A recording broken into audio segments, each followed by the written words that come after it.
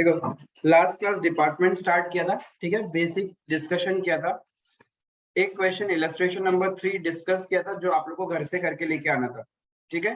तो illustration number 3 कर लिया, इसी तरीके से किया, इसी बेसिस पे वैल्यूज ऑलरेडी हमने फाइंड आउट कर लिया था, ठीक है। जस्ट उसको प्रेजेंट करना था, वैल्यूज हम ऑलरेडी फाइंड आउट कर चुके थे, अपने को क्या करना था, प्रेजेंट करना था। अभी इलस्ट्रेशन 3 में कोई डाउट है तो पूछ लो मेरे को। इलस्ट्रेशन नंबर 3 में कोई भी आपका डाउट है तो पूछ सकते हो मेरे से।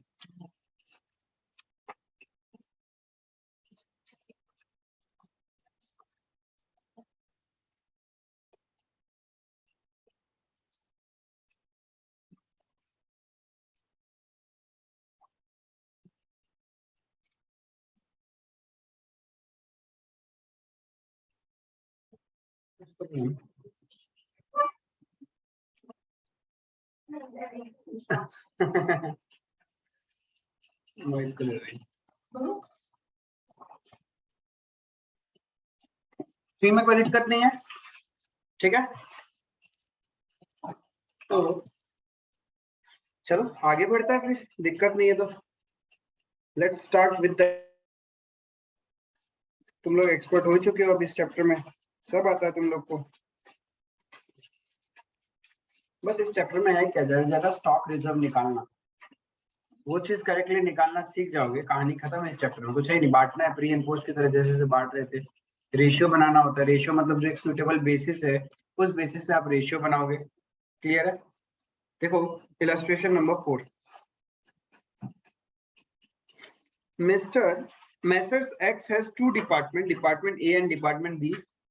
From the following particulars, prepare the consolidated trading account and department trading account for the year ending 31st December. मतलब individual department wise trading account भी बनाना है और एक टोटल कंसोलिडेशन मतलब टोटल वाइज भी, एक टोटल का कॉलम भी होगा। एक डिपार्टमेंट ए डिपार्टमेंट बी का तो होगा ही होगा, प्लस एक टोटल का कॉलम भी होगा। कंसोलिडेशन का मतलब हो गया A plus B as A company का होल, मैसर्स एक्स का होल, ठीक है।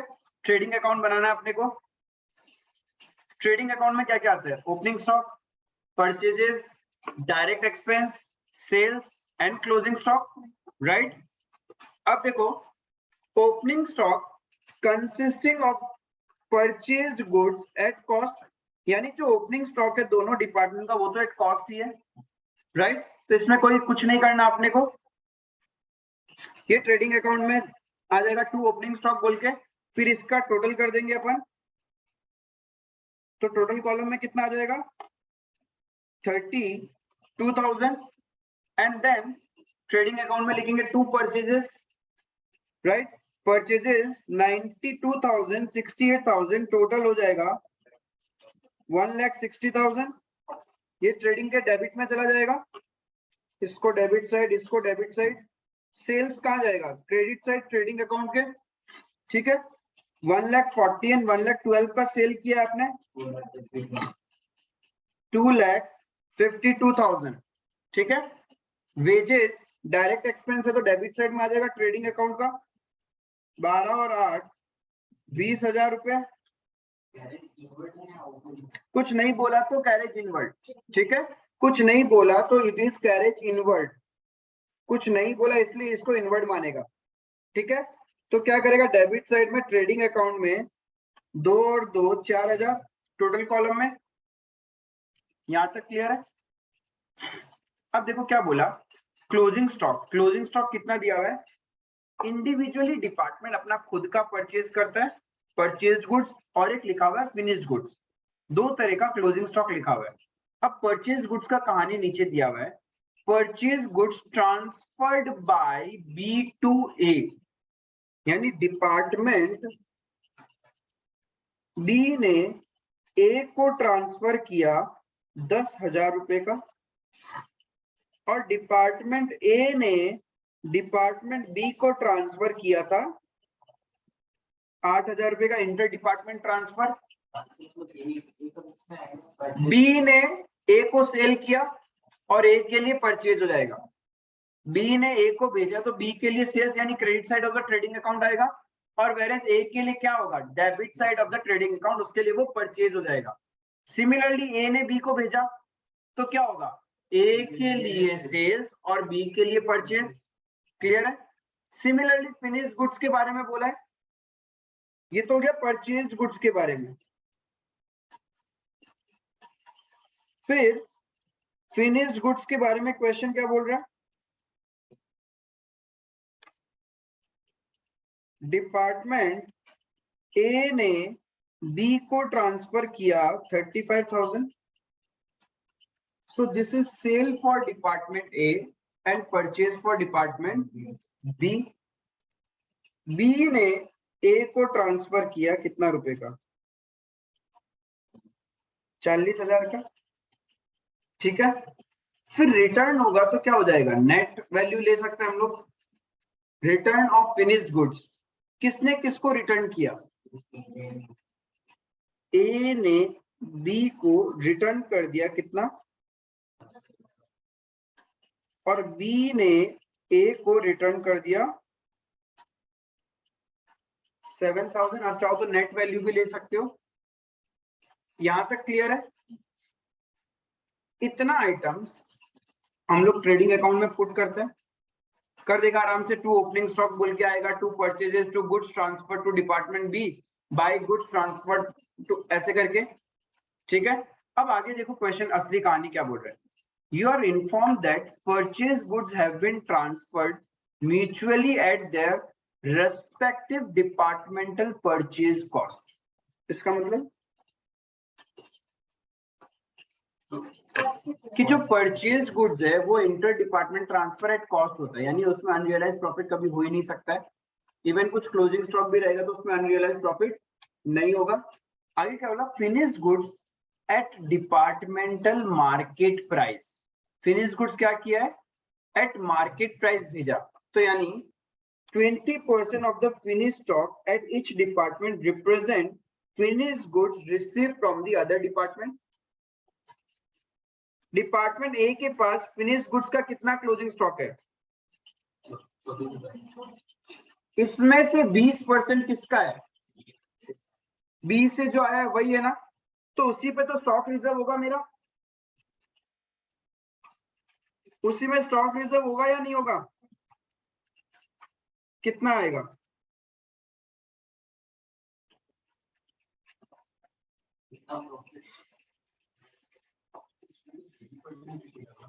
यस, जीपी परसेंटेज पहले आप पढ़िए, राइट। जब तक जीपी परसेंटेज आप नहीं निकालोगे आपको नहीं पता चलेगा। मेरे को जीपी परसेंटेज कैलकुलेट करके बताओ कि क्या होगा। थोड़ा सा ट्रेडिंग अकाउंट ड्राफ्ट करो।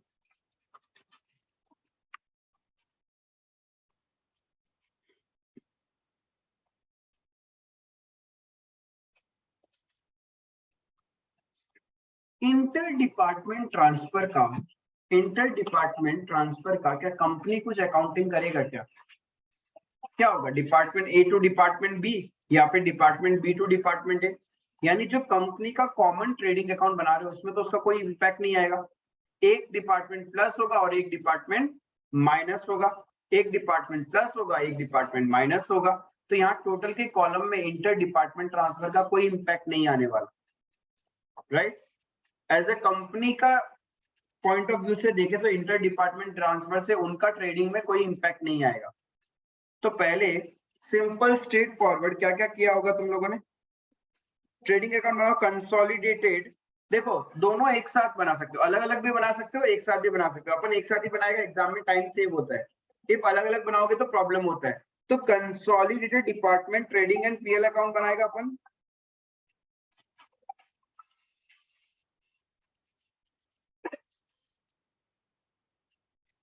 हेलो,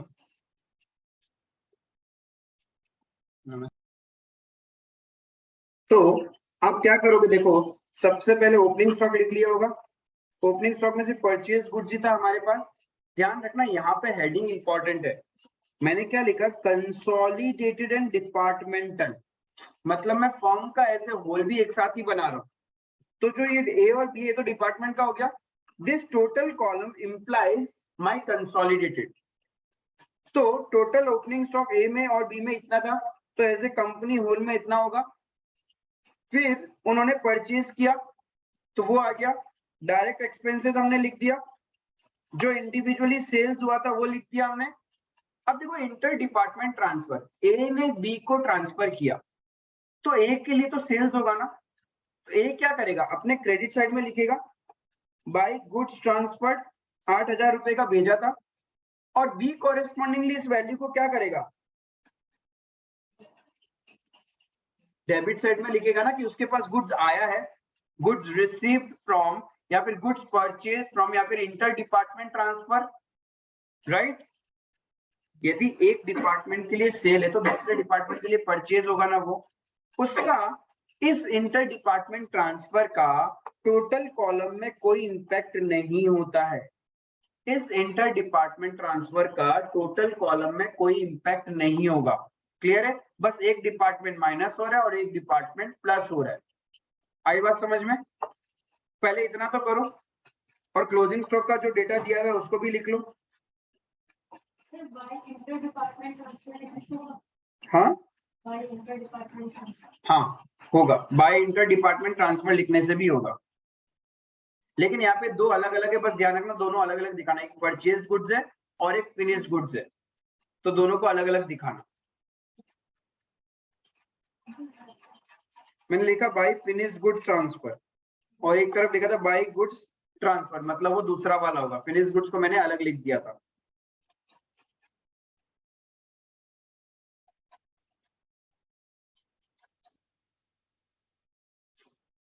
आपको पहले इंडिविजुअली डिपार्टमेंट का ग्रॉस प्रॉफिट निकालना है, इंडिविजुअली डिपार्टमेंट का ग्रॉस प्रॉफिट निकालना है, और जो रिटर्न्स होगा वो क्या हो जाएगा ऑपोजिट साइड में आ जाएगा। यहाँ पे किसी को डाउट रहेगा तो एक बार मेरे से पूछना, फिर अपन आगे चलेगा। फिर मैं तुम लोग को स्टॉक रिजर्व का कहानी बताऊंगा कि कैसे कैलकुलेट करते हैं। छोटा सा भी डाउट रहेगा तो पूछना मेरे को।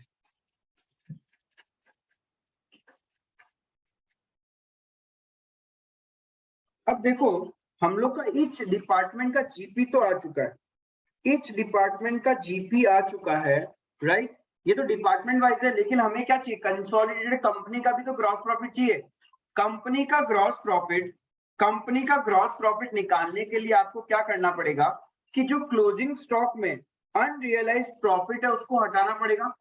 क्लोजिंग स्टॉक में जो अनरियलाइज्ड प्रॉफिट है वो हटाना पड़ेगा। अनरियलाइज्ड प्रॉफिट हटाने के लिए आपको प्रॉफिट परसेंटेज पता होना पड़ेगा, राइट। अब प्रॉफिट परसेंटेज कैसे, क्या चीज चाहिए तुमको, ए ने बी को सेल किया, राइट, और बी ने ए को भी सेल किया। बी के पास जो क्लोजिंग स्टॉक पड़ा है उसमें से कुछ गुड्स किसका है, ए का। बी के क्लोजिंग स्टॉक में कुछ गुड्स किसका है, ए का है, तो उसमें जो प्रॉफिट लगा हुआ होगा वो किसका लगा हुआ होगा, ए का। तो मुझे ए का जीपी परसेंटेज चाहिए। Now you have individual department A का GP, can we calculate GP percentage of A? Yes, वो निकाल लेंगे। 38,500 डिवाइडेड बाय 1,40,000 उतना ही सेल्स था क्या? उसने इंटर डिपार्टमेंट सेल्स भी तो किया है, उसको भी तो कंसीडर करना पड़ेगा। Total sales of department A कितना है पता है आपको? 148,000 प्लस 35,000 माइनस सेल्स रिटर्न तो इधर आता है। बहुत मिस्टेक होने वाले इस चैप्टर में, सिली मिस्टेक, ठीक है। 1,40,000 प्लस 8,000 प्लस 35,000 और कितना है माइनस 7,000, राइट। ये आप लोग बोल रहे हो 1,76,000 इज द नेट सेल्स है। आपने क्या क्या बोला, this plus this minus this, right. हमें क्या चाहिए, प्रॉफिट परसेंटेज चाहिए। क्या इसमें प्रॉफिट लगा हुआ है क्या? जो परचेज गुड्स को कैसे भेजता है एक डिपार्टमेंट दूसरे डिपार्टमेंट को, तो उसमें तो प्रॉफिट है ही नहीं, तो यानी उसमें प्रॉफिट परसेंटेज निकालना ही नहीं है।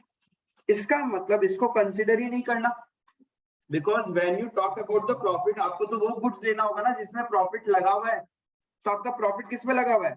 140 35 माइनस 7000, तो नेट सेल्स मिल जाएगा। सो आपका प्रॉफिट परसेंटेज कितना आ रहा है?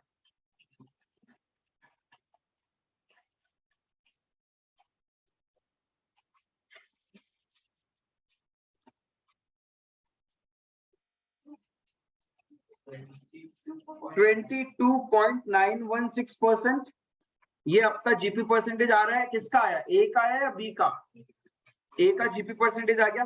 वैसे ही बी का निकालेंगे। बी में भी क्या है? ये सेल्स है। बी जो परचेज गुड्स ट्रांसफर कर रहा है वो कॉस्ट में करता है क्या?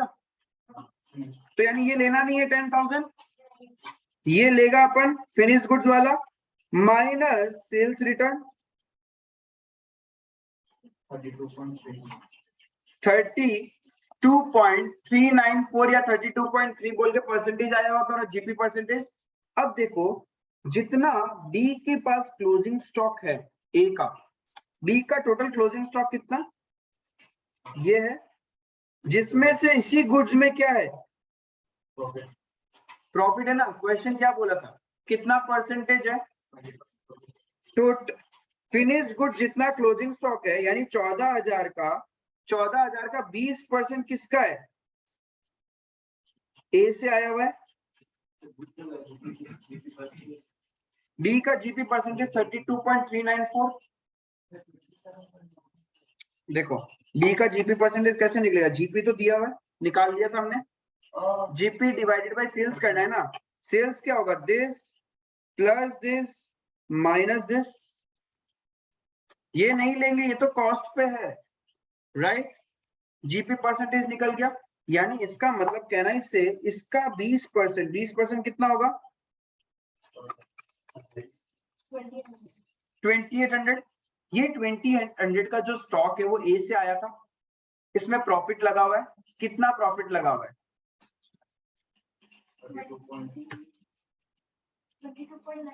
22.9। यहाँ परसेंटेज लगाने भी गलती कर देते हैं हम लोग। बी में बी का परसेंटेज लगा दोगे। अरे बी के पास जो स्टॉक है वो तो ए से आया हुआ है ना, तो ए का जीपी परसेंटेज लगाना पड़ेगा अपने को। तो कितना होगा? मल्टीप्लाई 22.916% यानी 642 approximately is the unrealised profit. वैसे ही करके आपको क्या करना पड़ेगा? उसका निकालना पड़ेगा ए के स्टॉक में। ए का भी स्टॉक में क्या हो रहा है? 20% किसका है? बी का। तो उस पर प्रॉफिट निकालेंगे, राइट? आया समझ में? तो स्टॉक रिजर्व कैसे निकालेंगे? पहले हमने क्या किया? जीपी परसेंटेज निकाल लिया, gross profit divided by net sales into 100 करके। सेल्स में सिर्फ नेट सेल्स लेना है, जो कॉस्ट में सेल्स किया उसको नहीं कंसीडर किया। अब स्टॉक रिजर्व कैसे निकालोगे? टोटल ए के लिए स्टॉक रिजर्व कितना है? 24,000 ए का पास स्टॉक पड़ा है, उसमें से 20% बी से रिलेटेड है। तो यानी इस वैल्यू पे अपन क्या करेगा? बी जितना कमा रहा है वो मल्टीप्लाई कर देगा। सो कंपनी के पॉइंट ऑफ व्यू से स्टॉक रिजर्व निकल गया। और सिमिलरली बी के स्टॉक में out of 14,000 20% is related to A. A ने प्रॉफिट लगा के भेजा था कितना? इतना percent. So you get the stock reserve. So आपका टोटल स्टॉक रिजर्व कितना है?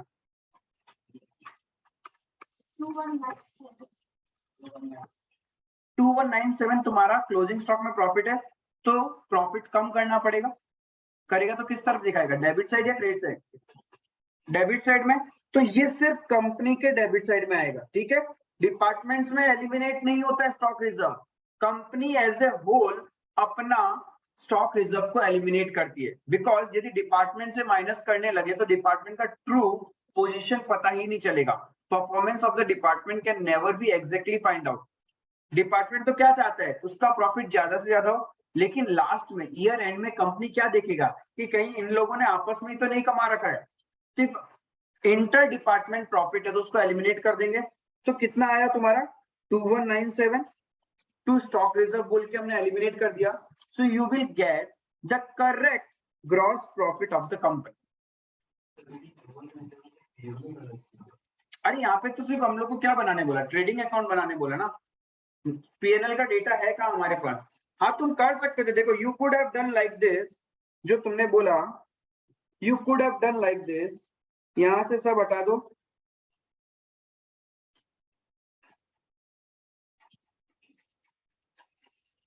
टोटल कितना आ रहा है 38,500 प्लस 46 84,500, ठीक है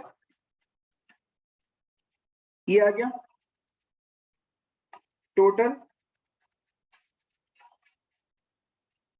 अब सिर्फ कंपनी का ही तो करेक्ट निकालना है, कंपनी का जो ये जीपी है क्या ये करेक्ट है क्या, और इसमें अभी तक अनरियलाइज प्रॉफिट एडेड है, आपको वो हटाना पड़ेगा। तो आप क्या करोगे, बाय जीपी ब्रॉट डाउन 84,500, बाकी तो सब करेक्ट ही है। टू, अरे ये सिर्फ टाइम बचाने के लिए मैंने एक साथ बनाया एग्जाम में, वरना क्या करोगे अलग अलग बनाओगे तो ज्यादा टाइम लगेगा ना बार बार टोटल करने में, एक साथ में बना लिया तो मिस्टेक्स भी नहीं होगा एग्जाम में और पूरा मार्क्स मिलेगा। टू स्टॉक रिजर्व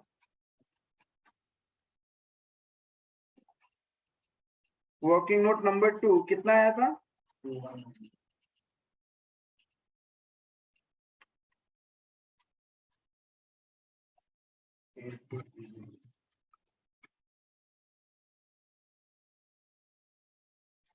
हो गया, ऐसा भी कर सकते हो आप, बात तो एक ही था, समझ में आया। बहुत ज्यादा सिली मिस्टेक्स होने के चांसेस रहते हैं, फिगर्स को गलत उठा लोगे, गलत परसेंटेज को मल्टीप्लाई कर दोगे, अभी मैं प्रूफ भी कर दूंगा तुम लोग गलती करोगे। इलस्ट्रेशन नंबर 5 एक बार के लिए मैं तुम्हें सेल्फ करने दूंगा एंड मिस्टेक करोगे, इधर से उधर घुस जा रहे, इधर से उधर आ रहे, इसने इतना प्रॉफिट लिया, इसने इतना प्रॉफिट लिया, सब खच खच खच खच, ठीक है, और वो एग्जाम में आया हुआ क्वेश्चन है। तो पहले ये करो, इसको कंप्लीट वर्किंग नोट बनाया इसका,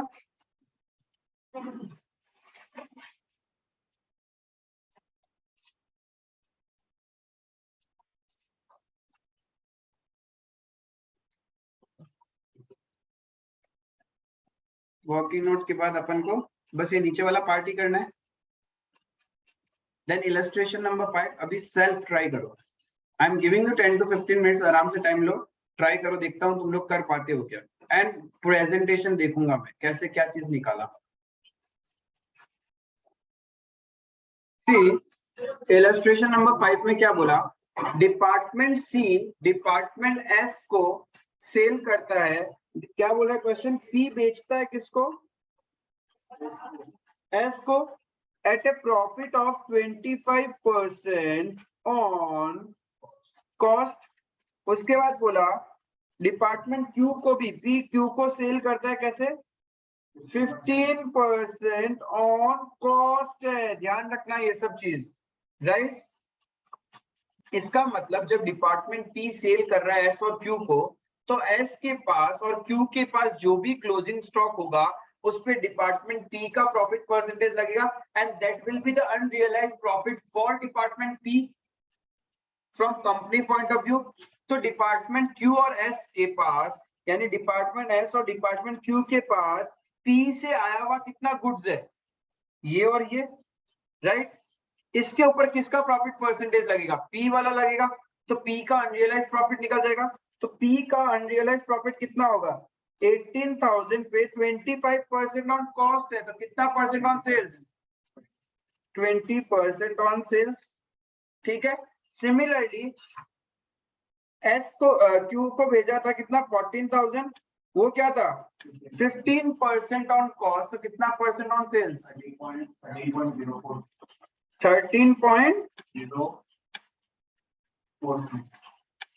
तो ये आ गया पी का अनरियलाइज्ड प्रॉफिट, क्लियर है। कितना आएगा इसको अपन सॉल्व करेगा तो 600 और 1826 600 1826, ठीक है, हो गया कहानी खत्म। तो टोटल कितना हो गया 5426, ये तो हो गया पी का कहानी, क्लियर है, पी का अनरियलाइज्ड प्रॉफिट। अब क्यू का बात देखो क्या बोल रहा है, department Q department S, S क्या करता है, सेल करता है किसको, पी को 20% ऑन सेल्स और एस सेल करता है किसको? क्यू को 30% ऑन सेल्स। तो पी और क्यू के पास जो एस का क्लोजिंग स्टॉक पड़ा है उस पे एस का प्रॉफिट परसेंटेज लगेगा। तो एस का अनरियलाइज प्रॉफिट कितना हो गया? पी के पास एस का कितना पड़ा है? 48,000। 20% डायरेक्ट ले लेंगे। और एस का क्यू के पास कितना पड़ा है? 38,000। 38,000 इंटू 30%, अनरियलाइज प्रॉफिट कितना? 9,600 plus 11,400 प्लस 11,400 कितना आ गया? 21,000। ये हो गया अपना दो डिपार्टमेंट का अनरियलाइज प्रॉफिट निकल गया। उसके बाद क्या बोला है? डिपार्टमेंट क्यू, क्यू क्या करता है? सेल करता है किसको? पी को 20% ऑन कॉस्ट। और डिपार्टमेंट क्यू किसको सेल करता है? 10% ऑन कॉस्ट। तो पी और एस के पास क्यू वाला जो गुड्स पड़ा है इससे क्यू का अनरियलाइज प्रॉफिट निकल जाएगा। तो क्यू का अनरियलाइज प्रॉफिट कितना? पी के पास क्यू का माल पड़ा है 12,000, 20% ऑन कॉस्ट है तो सेल्स पे कितना? 16.66% plus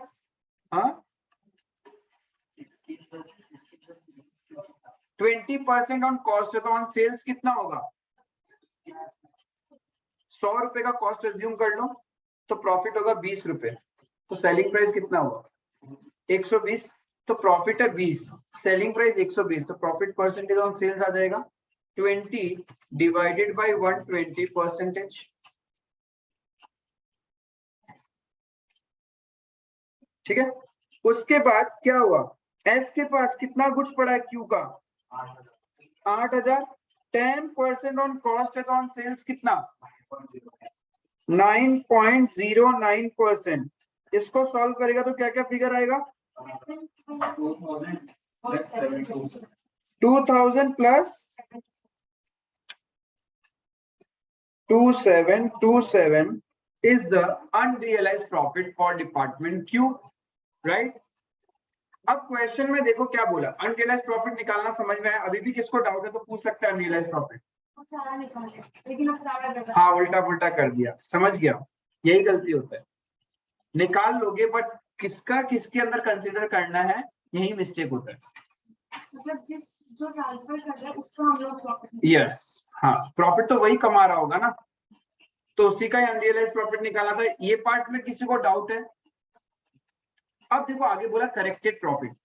department managers are entitled to 10% commission on net profit subject to unrealise profit. इसका मतलब पहले प्रॉफिट में से अनरियलाइज प्रॉफिट को माइनस करो, उसका 10% डिपार्टमेंटल मैनेजर्स को कमीशन मिलेगा। ठीक है। Departmental profits after charging commission दे दिया। अभी तक हमने अनरियलाइज प्रॉफिट माइनस ही नहीं किया और कमीशन के बाद का प्रॉफिट दे रखा है, यानी कहना इससे इस पैसे में से कमीशन ऑलरेडी माइनस हुआ है। कमीशन कितना है? 10%। So these are my 90%।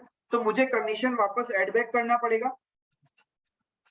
Commission को वापस ऐड करूंगा तभी तो आएगा ना profit before commission and unrealise profit.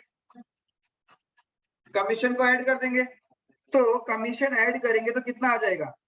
90,000 में ऑलरेडी 10% जा चुका है, यानी दिस इज माय 90%। तो 100% कितना होगा? 1 लाख। तो यानी कमीशन का वैल्यू कितना?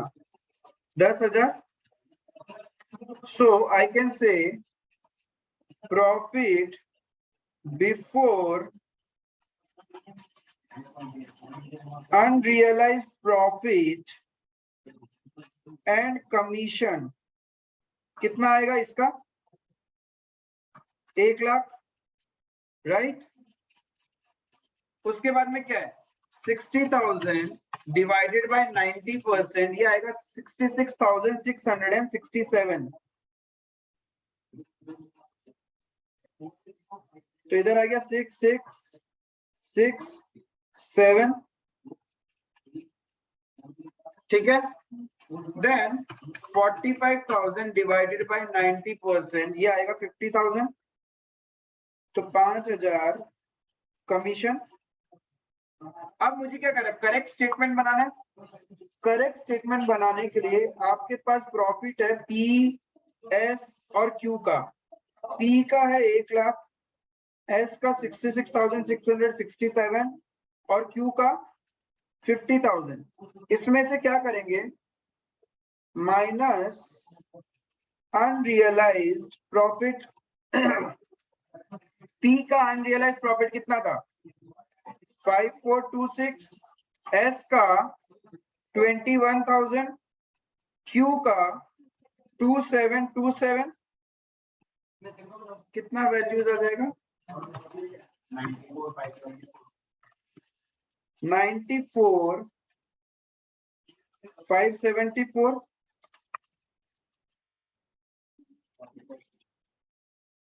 45,667, 47,273। अब इसमें से क्या करेंगे, कमीशन दे देंगे 10%। 9457, 4567, 4727, you will get corrected profit 85,117,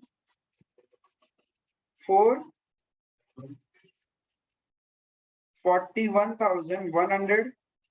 then हो गया।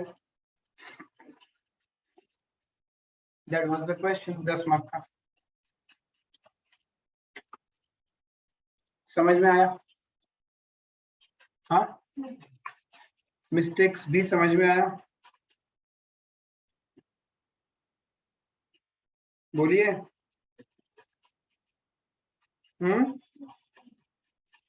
पक्का से आप सबने किया?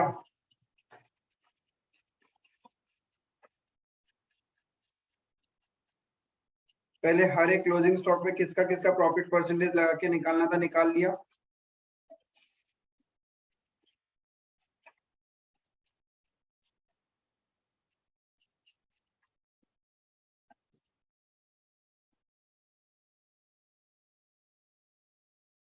या फिर जैसे हमने यहाँ किया था ऐसे भी कर सकते हो आप, कोई दिक्कत नहीं है।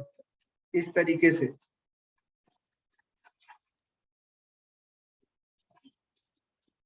से ये भी आप एग्जाम में कर सकते हो और इंस्टीट्यूट की बुक में जैसे किया वैसे भी कर सकते हो। इट्स योर विश, कैलकुलेशन आपको करना है।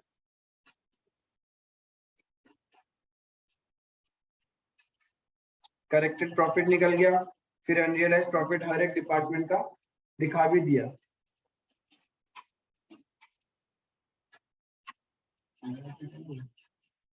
नहीं है, रुद्र नहीं है। देखो number 6, message Suman enterprises has 2 departments, finish leather and shoes. ठीक है, 2 डिपार्टमेंट है उसके पास में, एक फिनिश लेदर बनाता है और एक शूज बनाता है। फिनिश लेदर बनेगा तभी जाके वो शूज बनने वाले। तो shoes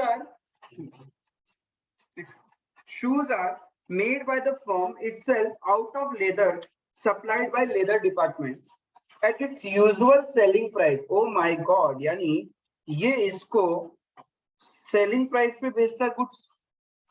if by chance shoe department के पास कुछ रह गया लेदर डिपार्टमेंट से आया हुआ तो उसको तो अनरियलाइज्ड प्रॉफिट निकालना पड़ेगा, राइट?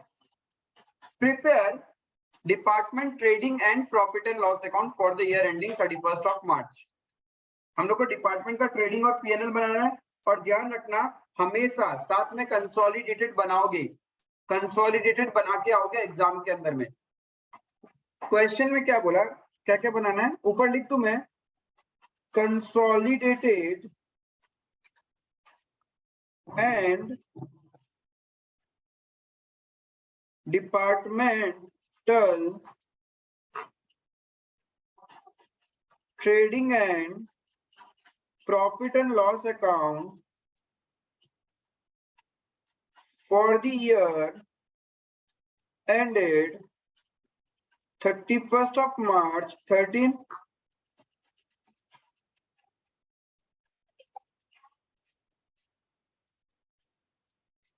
एक है फिनिश लेदर,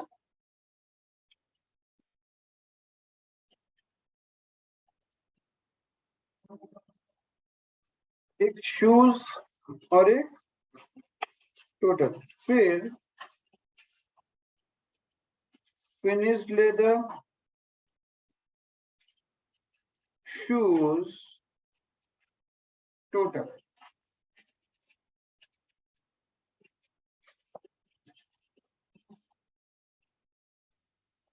ओपनिंग स्टॉक दे रखा है, परचेज बताया, सेल्स बताया, transfer to shoe department, manufacturing expense, selling expense, rent and warehousing stock.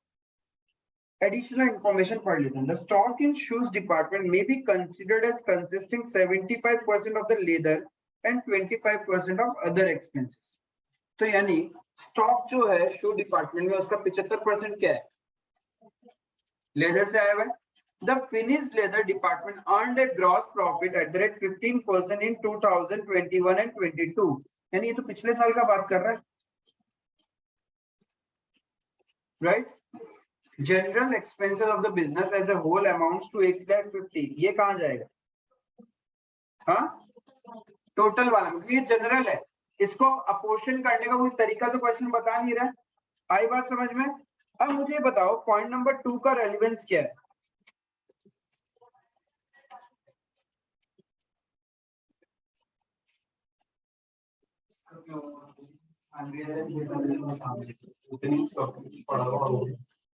Opening stock के अंदर में भी तो पड़ा हुआ होगा तुम्हारा। इफ क्या बोला था, स्टॉक इन शूज डिपार्टमेंट में be considered. Stock in shoes department बोला, ऐसे नहीं बोला ओपनिंग स्टॉक या क्लोजिंग स्टॉक।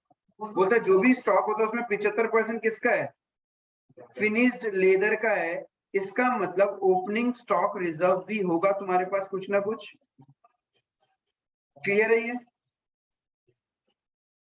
ये समझ में आया नहीं आया? हाँ, ये ओपनिंग स्टॉक के लिए बोला तुम लोग।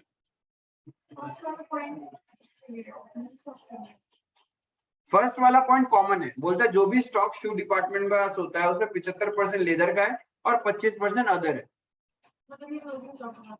क्लोजिंग और ओपनिंग दोनों का, क्लोजिंग एंड ओपनिंग दोनों का। ठीक है, अब अपन क्या करेगा, सबसे पहले ओपनिंग स्टॉक लिखेगा, वर्किंग नोट्स बनाता जाएगा, एक एक करके आइटम लिखता है।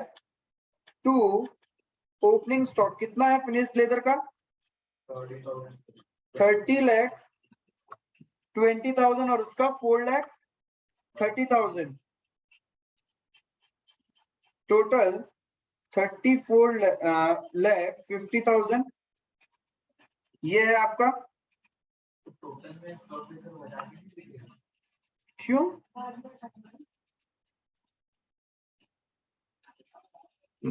एक बात बताओ, करंट ईयर में तो ये ओपनिंग स्टॉक बिका होगा ना?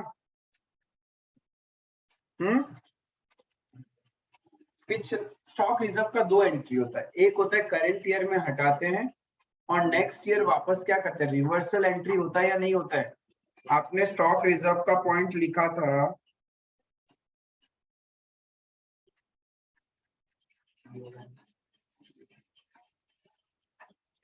पिछले साल हटाया होगा, करंट ईयर में उसको कंसीडर करना पड़ेगा जब कंपनी का प्रॉफिट एंड लॉस अकाउंट बनाओगे, राइट? तो वो तो जब कंपनी का प्रॉफिट एंड लॉस बनाएंगे तब देखेंगे ना।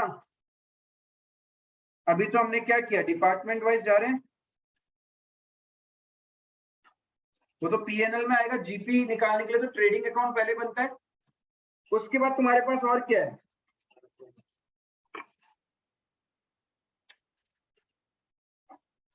कितना कितना है, 1,50,00,000 2,60,000, 1,50,00,000 2,60,000, टोटल हो गया 1,52,60,000। ठीक है, और क्वेश्चन क्या बता रहा है आपको, जो दिया हुआ बस चुपचाप पुट कर रहे हैं। सेल्स दिया है 1,80,00,000 45,20,000, तो बाय सेल्स अकाउंट 1,80,00,000 45,20,000 तो टोटल कितना 2,25,20,000 ठीक है। यहां तक अभी तक कुछ किया भी नहीं है ऐसा कि क्या ठीक है। Transfer to shoe department 30 lakh रुपए का ट्रांसफर किया, इधर आएगा by transfer to shoe department 30 lakh, ठीक है। और इधर क्या लिखेंगे to transfer from finished leather department. अच्छा तुमने तो लास्ट क्वेश्चन वही किया ना, सब कुछ टोटल करके किया था, अलग से पीएनएल में एलिमिनेट किया था, तो अपन भी वैसे ही करेगा जैसे तुम लोगों ने पहले किया था, जैसे पहले किया वैसे ही करेंगे। इसको कैसे कितना आया 30 लाख।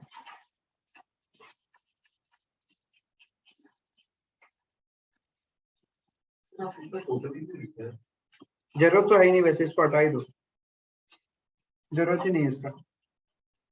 यहाँ पे टोटल कंपनी के पॉइंट ऑफ व्यू से कोई इम्पैक्ट नहीं होता। यहां तक में दिक्कत। नेक्स्ट ट्रांजैक्शन क्या है मैन्युफैक्चरिंग एक्सपेंस, ये कहाँ आएगा शू डिपार्टमेंट में। तो manufacturing expense 5 lakh total column में भी आ जाएगा, clear.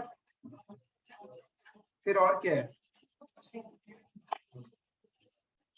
Selling expense rent and warehouse, तो सेलिंग एक्सपेंस समवेयर नीचे आएगा पीएनएल अकाउंट में, and to rent and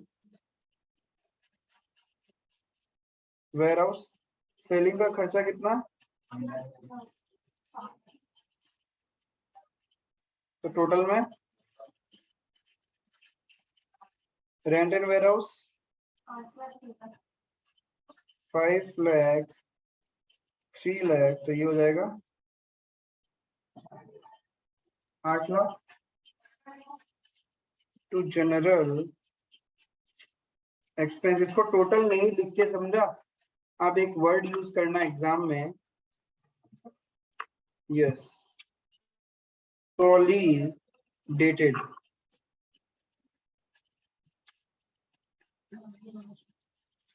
consolidated, ठीक। जनरल एक्सपेंस आना एक बांट नहीं सकते तो डायरेक्ट कहाँ आ जाएगा, यहाँ आ जाएगा, ठीक है। यहाँ तक कोई शक,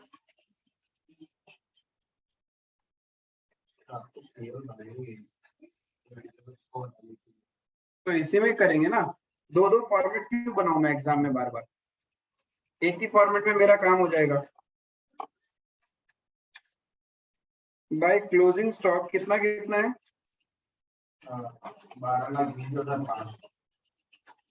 12,20,000 5 लाख यानी 17,20,000, ठीक है। What will be your gross profit balancing figure,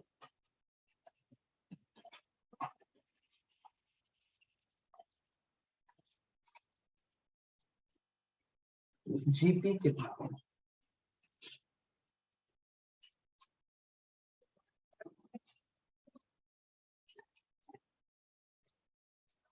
what is the GP,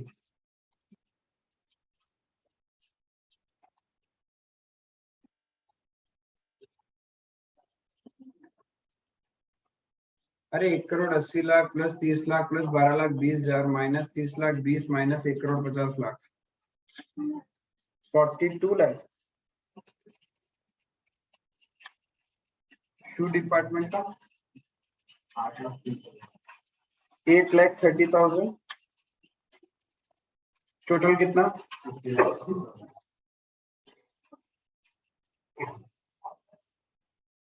by GP brought down 42 lakh, 8 lakh, 30, 50 lakh, 30,000। ये चीज क्लियर है?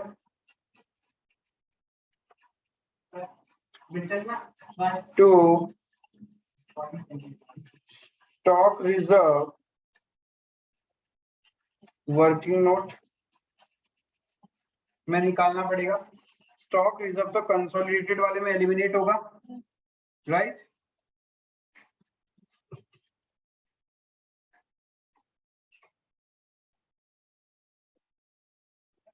चाहो तो इधर में भी कर सकते थे, by opening stock reserve. Opening stock reserve तो प्रॉफिट में काउंट होगा ना, राइट? तो वर्किंग नोट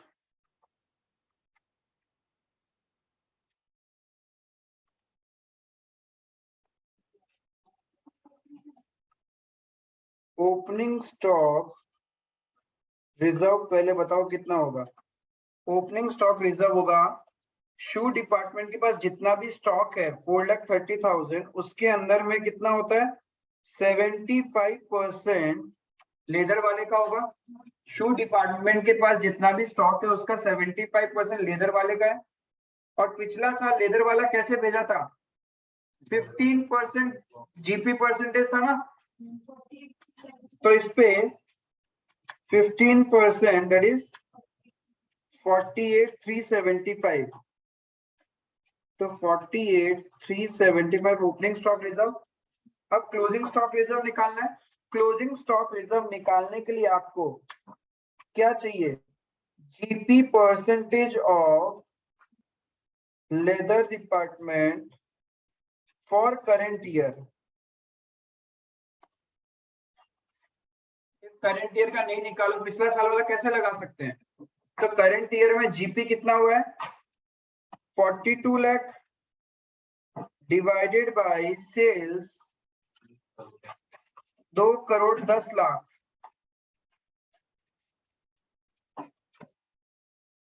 इंटू 100। अरे इंटर डिपार्टमेंट में भी तो प्रॉफिट है 20%। ठीक है, समझ में आ रहा है या नहीं आ रहा है? Number 3, closing stock reserve. तो क्लोजिंग स्टॉक है उसके पास में 5 लाख का 75% लेदर वाले का होगा, उस पे 20% 75,000। तो स्टॉक रिजर्व 75 आ गया। Working note number 3, working note number 1, समझे? You will get NP to net profit balancing figure। मैं तो एग्जाम में ऐसे ही करके आऊंगा, इंस्टीट्यूट की तरह अलग अलग नहीं करूंगा। This saves my time। आया समझ में? कितना है एनपी? 35,50,000। नेक्स्ट 4,70,000। 50,30,000 48,375 माइनस 2,10,000 8,08,50 75। गुरु 31,43,375। कितना कितना कितना? 31 lakh yes 42,375। Yes yes, that's it. 2 बार बनाने की जरूरत नहीं है, एक पेज में हो सकता है एग्जाम में भी।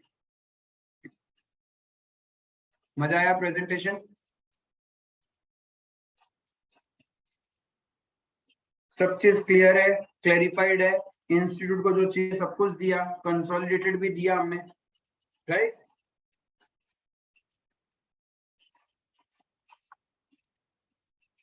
इफ ये क्लियर है, मैं मानूंगा यदि तुम लोग मेरे को 10 से 15 मिनट के अंदर question number 3, practical question number 3 करके बताओ तो।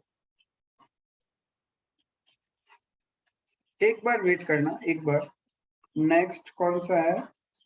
अच्छा ठीक है, मैं नेक्स्ट मेमोरेंडम, तो अपने को नेक्स्ट अब प्रैक्टिकल क्वेश्चन में जाना है। पहले प्रैक्टिकल करेंगे, फिर लास्ट में मेमोरेंडम मार्कअप मार्कडाउन। वो वैसे भी कल डिस्कस होने वाला memorandum markup markdown, and then आज नहीं हो पाएगा क्योंकि आज अभी तक आप लोग को बाकी क्वेश्चंस करने हैं।